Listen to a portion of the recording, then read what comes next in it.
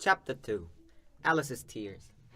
Oh, what's happening? Cried Alice. I'm getting taller and taller. She looked down. Goodbye, feet. Who will put your shoes on for you now? I can't do it. I'll give you some new shoes for Christmas. I'll have to send them to you. In a short time, Alice was more than 3 meters high. I want to go into that garden. She thought. She took the little key from the table. Then she went to the door and opened it. But she was too big and couldn't go through it. She sat down and began to cry again because she was very big. Her tears were very big too. Alice, stop it this minute. Don't cry, she said. But she couldn't stop the big tears. And after a time, there was water everywhere. She heard the sound of small feet. She looked down and there was the white rabbit again. He had his best clothes on, and in one hand he had a white hat. Oh, the Duchess! She'll be angry with me because I'm late. Alice wanted to ask him for help. Please, sir, she said very politely. The white rabbit jumped. He ran out of the room and his hat fell from his hands.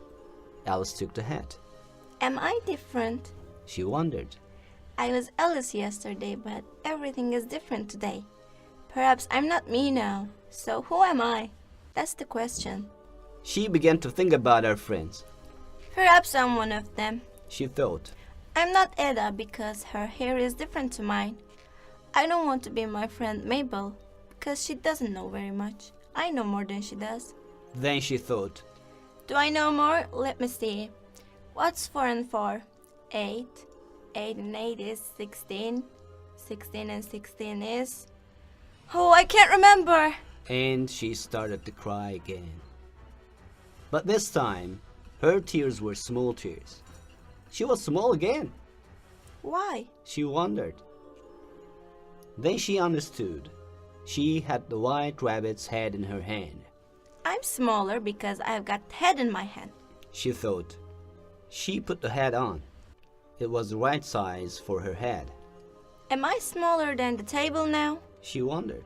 She went to the table and stood next to it. She was smaller than the table. I'm getting smaller all the time. She cried. I'm going to vanish.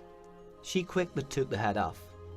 Now I can go into the garden, thought Alice, and she started to run to the little door. But before she got there, she fell into some water. She tried to put her feet on the ground, but she couldn't. She had to swim. I'm in the sea, she thought. But it wasn't the sea. The water was her tears. Something was in the water. Alice could hear it. Perhaps it's a big fish or sea animal, thought. She looked round. There, very near her, was a mouse. I'll speak to it, thought Alice.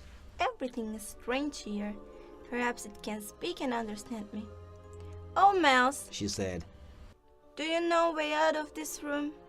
The mouse didn't answer. Perhaps it doesn't understand English. Perhaps it's a French mouse, Alice thought. She remembered some words from her schoolbook. So she spoke to the mouse in French. Where's my cat? She asked. The mouse moved quickly away from her. Oh, I'm sorry, said Alice. I forgot. You're a mouse, so you don't like cats. Don't like cats? Cried the mouse. I'm a mouse. Of course I don't like cats. No, Alice said. No, but I think you will like Dinah. She's a nice, dear thing. She's very quiet and good. She catches a mouse every... Oh, you're angry again. We won't talk about Dinah anymore. We?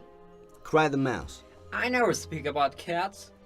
Our family hates cats. I don't want to hear any more about them. No, said Alice quickly. Perhaps you like dogs. There is a very nice little dog near our house. It likes playing with children, but it works too. It kills all the... Oh, I'm sorry. The mouse looked angrily at her and swam quickly away. Dear mouse, said Alice softly. Come back again and we won't talk about cats or dogs. When the mouse heard this, it turned round. It swam slowly back. All right, it said. I'll talk to you, but let's get out of the water. They climbed out and Alice looked round. There were a lot of animals and birds in the water. When they saw her, they got out of the water too. End of chapter 2.